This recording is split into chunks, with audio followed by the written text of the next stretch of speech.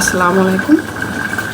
আমরা আজকে এখন করে দেখাবো একটি সবজি, সেটা হচ্ছে করলার সবজি। সামান্য পরিমাণ পেঁয়াজ দিলাম,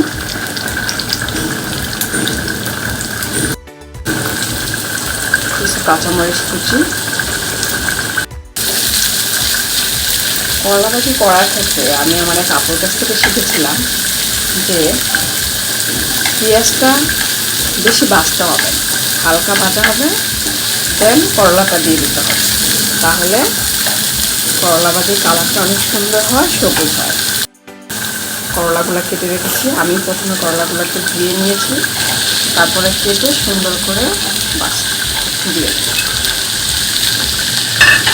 এখন আমি দিব পরিমাণ মতো লবণ। আমি কতক্ষণ নাড়বো, হালকা পাতলা, বেশি নাড়া যাবে না, তাহলে তিতা লাগবে।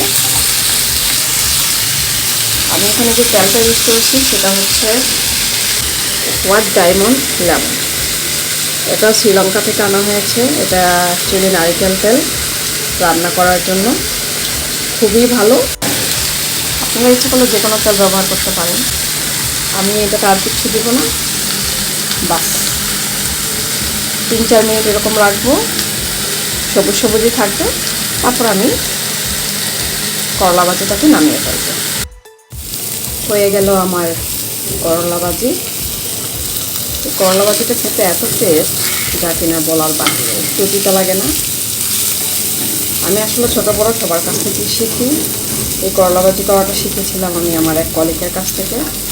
সে খুব ভালো করলা ভাজি করে, তারপর থেকে আমি তাকে ফলো করে এই করলা ভাজিটা শিখেছিলাম। এখন আমি চুলাটা অফ করে দিলাম, তারপরে এটা আমি একটা সার্ভিস ডিশে পরিবেশন করব।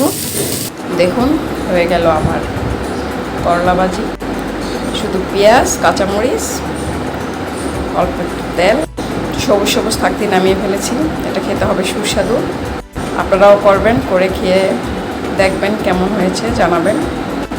কষ্ট করে আমার ভিডিও দেখার জন্য আপনাদেরকে অসংখ্য অসংখ্য ধন্যবাদ। আল্লাহ হাফেজ।